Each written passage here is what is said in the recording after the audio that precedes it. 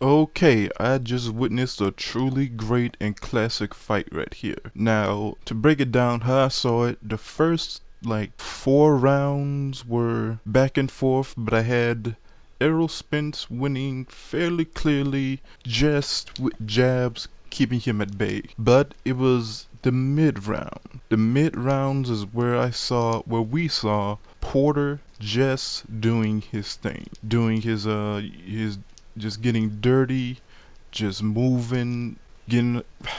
We saw Shawn Porter do what he does. Now, what I saw was most effective from Shawn Porter was one, smothering and activity. Now, the benefit of that much activity is confusing judges. Like Errol Spence blocked a lot of his punches, a whole lot of it. He dodged a lot of his punches. Errol Spence has great defense, but Shawn Porter was still getting in there, the right hand up in his face. So there was a very hard judging in those mid rounds. And one thing that also helps is that, as far as I could tell, Shawn Porter is one of the best at is shifting.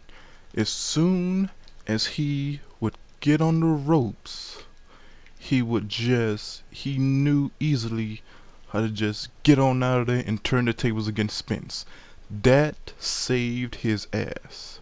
That was fantastic. Now, originally, leading up to this, I just heard when it came to Shawn Porter, I heard just about the training he's been going through. And to me, the training sounded like he was just going to be durable enough to take the punches and to keep going. But it was more than that. He he did that to win. He really planned this out, and we saw the absolute best out of Shawn Porter. The best we've ever seen, I believe. His stock has definitely risen up. Now, Errol Spence, of course, did what you would think he did, but not as good as you would think he would.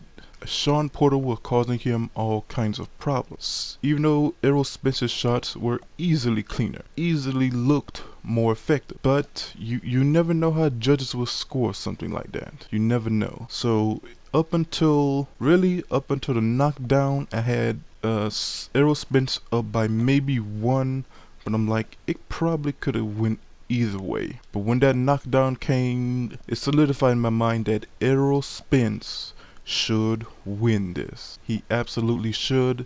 In the next round, he easily won, in my opinion. So that's a great win for Errol Spence. And a great showing from Shawn Porter. Now, does Errol Spence stock go down actually after this? No, in my opinion. Though he doesn't quite look like the special fighter we thought he might be.